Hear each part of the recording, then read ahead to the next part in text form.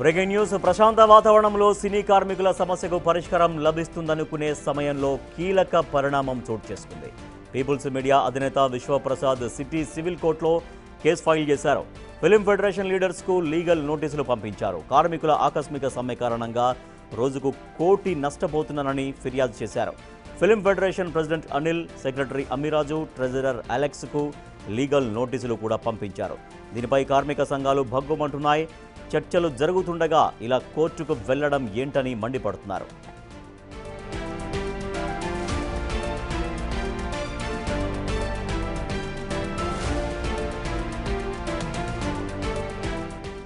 సినీ ఇండస్ట్రీలో కార్మికుల సమ్మె 5వ రోజు కొనసాగుతోంది. 30% వేతనాల పెంపుపై నిర్మాతలు కొలిక్కి రాలేదని తెలుస్తోంది.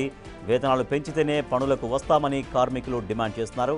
వారి డిమాండ్లపై నిర్మాతలు ఏం స్పందించకపోయేసరికి సమ్మెను కొనసాగిస్తున్నారు. సానుకూల స్పందన వచ్చే వరకు ఎవరితోనూ చర్చల్లో పాల్గొనే ప్రసక్తి లేదని తేల్చి చెబుతున్నారు. ఆదివారం జరగబోయే ఫెడరేషన్ చర్చల తర్వాత తమ నిర్ణయం తీసుకుంటామంటున్నారు.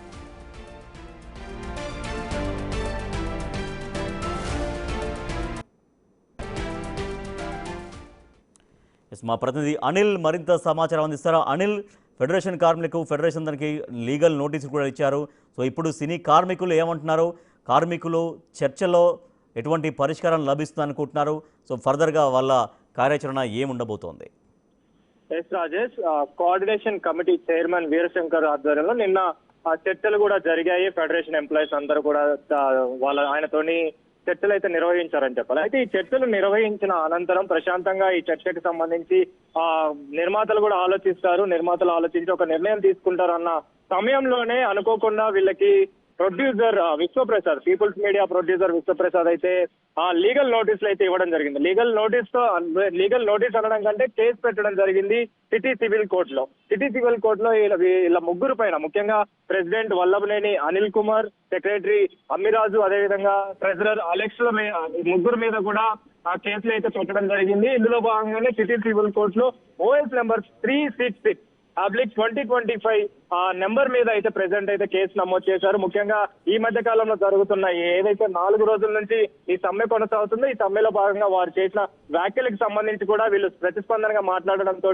దానికి స్పందించిన విశ్వప్రసాద్ ఈ విధంగా కేసు నమోదు చేసినట్టుగా కూడా తెలుస్తుంది. అయితే ఈ కేసుకు సంబంధించి ఇప్పటికే ఫెడరేషన్ ఎంప్లాయీస్ అంతా కూడా ఆగ్రహం వ్యక్తం చేస్తున్నారు. అంటే మా నిర్ణయాలకు సంబంధించి 30% పెంపు పైన మేము శాంతియుతంగా సమ్మెలు నిర్వహిస్తుంటే ఈ విధంగా కేసులు పెట్టడం ఏంటని కూడా వాళ్ళు ఆగ్రహం వ్యక్తం చేస్తున్న పరిస్థితి కనిపిస్తుంది. ఇందులో భాగంగానే ఈ కేసుకు సంబంధించి ఖచ్చితంగా స్పందిస్తాము, దానికి సంబంధించి సరైన జవాబు ఇస్తామని చెప్పేసి కూడా వారు మాట్లాడడం జరిగింది. అయితే ఈ 2 రోజుల పాటు మాత్రం ఈ సమ్మెకు సంబంధించి ఈ సమ్మె కొనసాగింపు ఉంటుంది. కానీ ఈ 2 రోజులు ఎవరితోనూ చర్చలు జరపము, ఎవరితోనూ మాట్లాడబోమని కూడా చెప్పడం జరిగింది. అయితే ఆదివారం రోజున మాత్రం వీళ్ళకి సంబంధించిన కార్యాచరణ ఉండబోతుంది.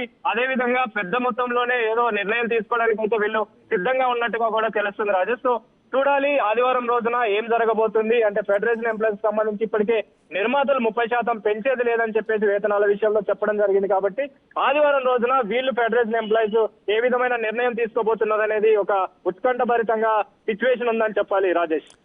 Right, thank you Anil.